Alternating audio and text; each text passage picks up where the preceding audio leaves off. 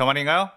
내 이름은 종타쿠 오덕이죠. 우리 종도 여러분, 오늘 하루는 어떠셨나요? 오늘은 인기 애니메이션 귀멸의 칼날 세계관의 나의 히어로 아카데미아에 나오는 미도리 아이즈쿠 바쿠고 카츠키가 들어가 있다면 어떻게 될지에 대한 가상 시나리오 4부입니다. 이 영상에는 원작의 스포일러와 개인적인 견해가 있으니 그 점 유의하시길 바랍니다. 大丈夫ですか? 그럼 시작해볼까요?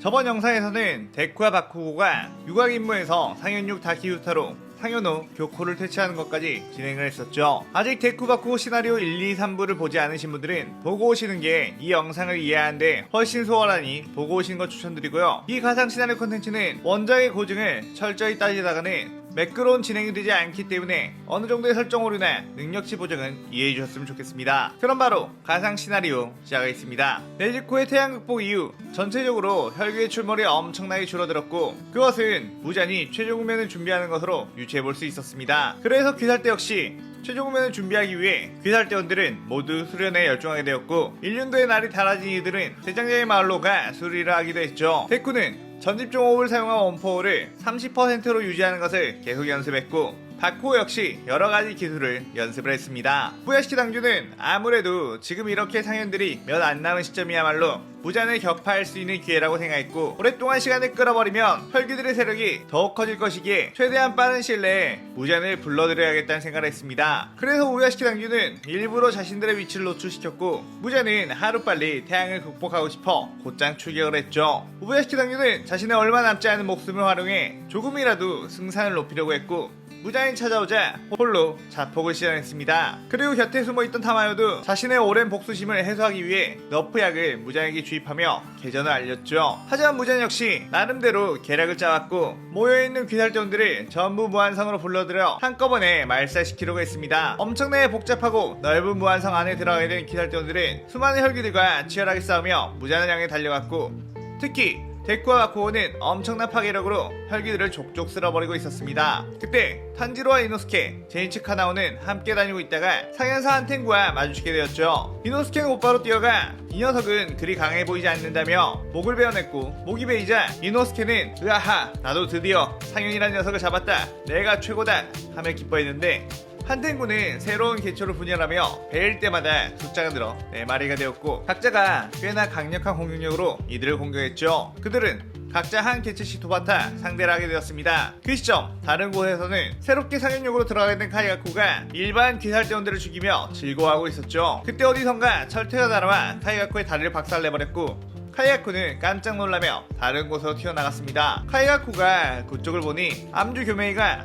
엄청난 위압을 풍기며 걸어나왔고 카이가쿠는 하하 오랜만이네 히메지마 선생 아직 살아있었던 건가? 체격이 예전보단 훨씬 커졌네 라고 말했죠. 교메이는 엄청나게 분노를 하며 어쩌다가 이 지경까지 되었냐면서 가족과도 같은 아이들을 혈기에게 팔아먹고 너 자신도 혈기가 되어버린 거냐며 눈물을 흘렸는데 그 눈물에는 엄청난 분노가 담겨 있었죠. 카이가쿠는 당신도 무자님에게 사정사정하게 되면 혈기가 될 수 있을지 모르니 가서 빌어보라고 혈기가 되면 눈도 보이지 않겠느냐고 깐죽거렸습니다. 그러자 교메이는 철퇴를 붕붕붕 돌리기 시작했고 카이가쿠는 멍청한 놈 그렇게 죽고 싶다는 건가? 나는 상현의 힘을 가진 혈기가 되었다 라고 하며 번개 호흡을 사용해 교메이에게 돌진했고 교메이는 바이오 호흡으로 카이가쿠와 부딪히며 엄청난 풍압과 함께 먼지가 일어났습니다. 곧이어 우연 연기가 거치자 저벅저벅 둔탁한 발걸음 소리가 들렸고 카이가쿠는 하반신만 남아있었죠.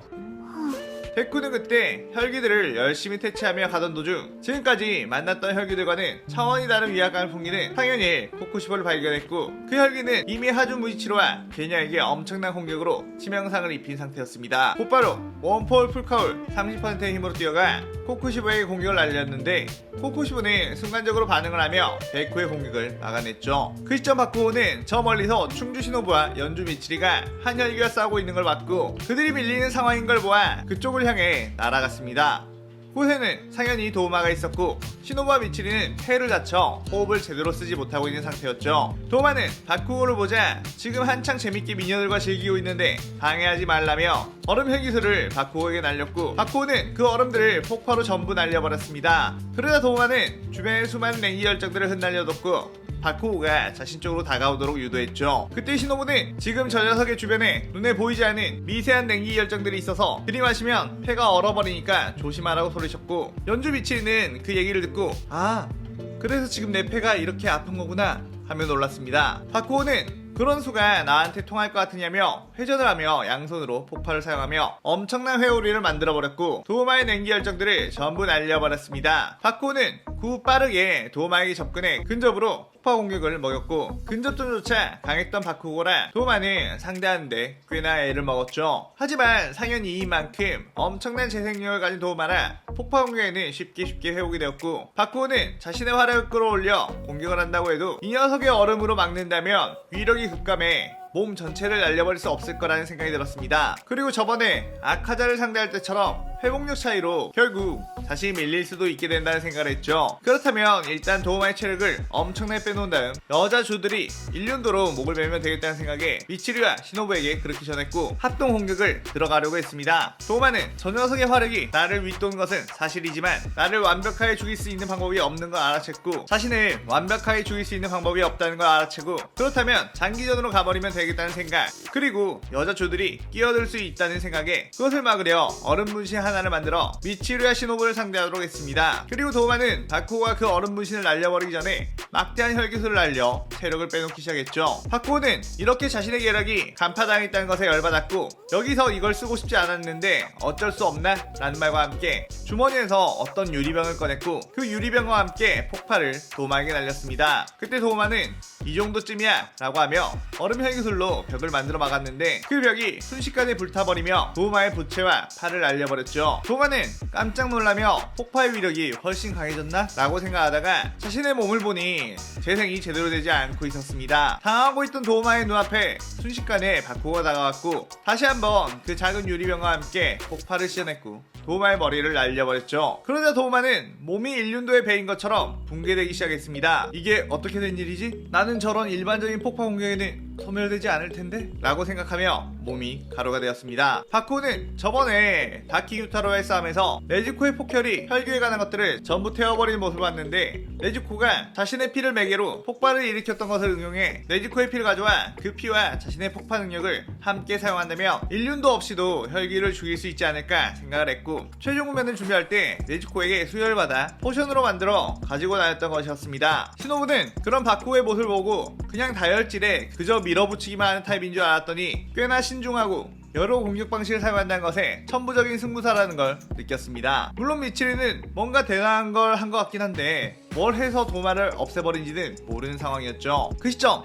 상현사 한탱구를 상대하던 탄지로 여행들 각자 열심히 수련해왔던 모든 기술들로 한탱구의 분신들을 하나하나 박살내기 시작했습니다. 하지만 목을 베어도 한탱구는 소멸하지 않았기에 어디엔가 본체가 숨어있을 거라는 걸 유추했죠. 탄지로는 이 혈기들과 비슷한 냄새를 찾기 시작했고, 이노스케는 동물적인 감각으로 찾기 시작했고, 카나오는 엄청난 시력으로 찾기 시작했고, 제이치는 뛰어난 청각으로 찾기 시작했죠. 그리고 그들은 동시에 한 곳으로 뛰어갔고, 그곳에는 숨어있는 한탱구의 본체가 있었습니다. 한탱구의 본체를 본 이 4명의 검이 동시에 날아가 한탱구의 목을 베어냈고, 뒤쫓아오던 한탱구의 분신들은 전부 먼지처럼 사라져버렸죠. 한편 상현이의 코쿠시와 싸우고 있던 데쿠는 엄청난 달의 호흡 참격으로 데쿠를 압박했고, 데쿠는 빠르고 정교한 코쿠시보의 참격에 긴장하며 요리조리 피했습니다. 코쿠시보는 저런 어린 소년이 자신의 공격들을 피하는 것에 꽤나 놀랐고, 데쿠의 움직임을 내비친 세계로 봤는데 데쿠의 몸속에는 엄청난 힘이 폭발할 듯 말 듯 엄청나게 잠재되어 있다는 걸 깨달았죠. 코쿠시보는 그런 데쿠를 보고 혹시 자신의 힘을 숨겨둔 채 서서히 나를 농락하려는 건가 싶었고, 내비친 세계에 보이는 이해할 수 없는 무한한 힘은 자꾸만 요리치를 떠오르게 했고, 잊고 싶던 열등감이 폭발하기 시작했습니다. 자신은 혈기가 되고 500년이 넘게 수련을 했는데도 이런 어린애가 가지고 있는 힘, 그리고 인간이었던 요리치를 뛰어넘지 못했다는 게 너무 불평등하다고 생각했죠. 그때 데쿠는 코쿠시보가 잠시 동안 공격을 멈추자 이때다 싶어 엄청난 공격을 퍼부었고, 코쿠시보는 겨우겨우 그것들을 막아내긴 했지만 엄청난 파워와 위압감에 밀리기 시작했습니다. 코쿠시보는 계속해서 이건 불평등하다고 중얼거렸고, 데쿠는 그게 무슨 소리냐고 묻자 너같이 운 좋게 천재적인 능력을 타고난 녀석들을 증오한다고 했죠. 데쿠는 그 말을 듣자 무언가 울컥함이 올라왔고, 무개성으로 태어나 모두에게 무시를 받고 멋진 개성을 가진 이들을 부러워만 하던 그때가 생각이 났죠. 데쿠는 저는 예전엔 누구보다 약하게 태어났지만 당신 말대로 운이 좋게 강력한 힘을 얻었다고, 그래서 이 힘을 사람들을 구해주는 히어로가 된 것에 쓰고 있다고 했죠.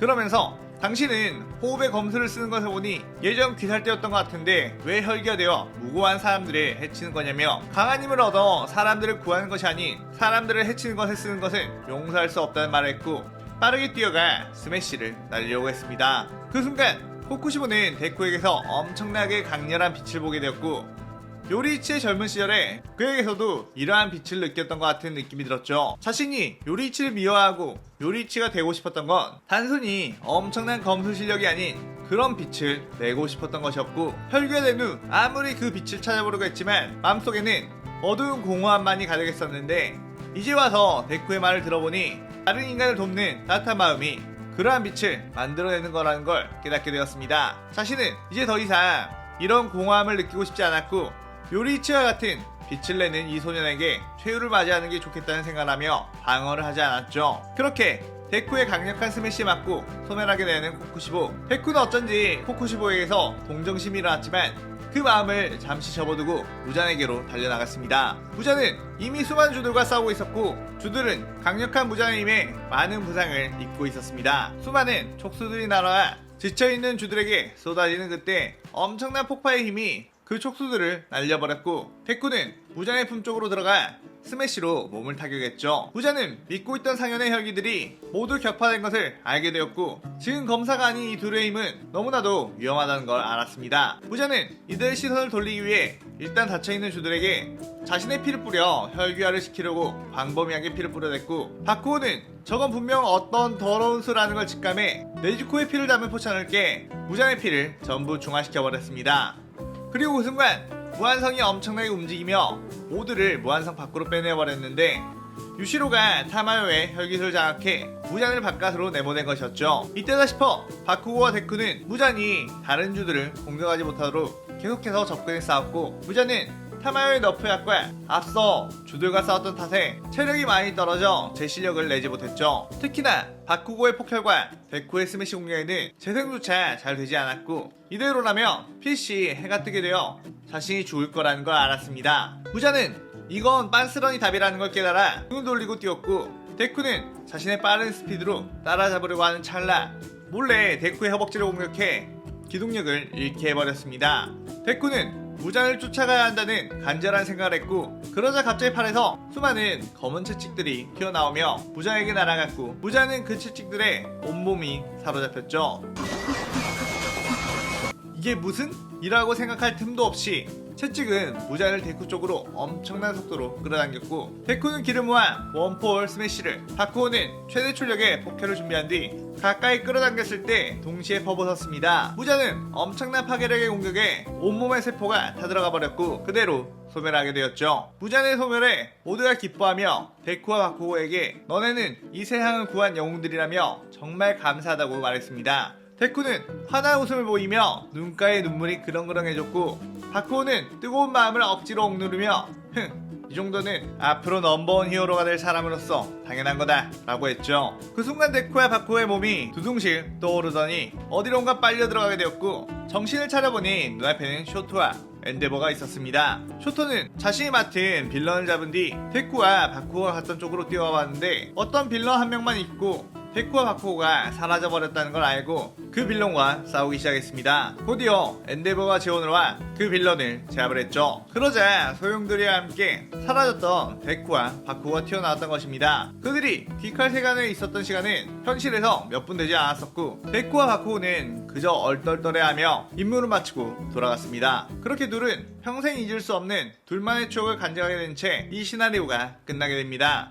자, 이렇게 4부에 걸친 꽤나 긴 장편 가상 시나리오가 끝나게 되었습니다. 긴 스토리를 짜내느라 꽤나 애를 먹긴 했지만 그래도 괜히 더 애정을 가지게 되기도 한 것 같아요. 그래서인지 여러분들이 재미있게 보셨다면 좋겠네요. 데쿠와 바쿠고 시나리오에 대한 감상평 많이 남겨주시고요. 오늘의 오덕일기는 이것으로 마칠게요. 영상 즐겁게 보셨다면 구독, 좋아요, 알림 설정 누르는 거 잊지 마시고요. 여기까지 보신 분들 항상 건강하고 행복하시길 바랍니다. 그럼 오늘은 이만. 사요나라.さようなら。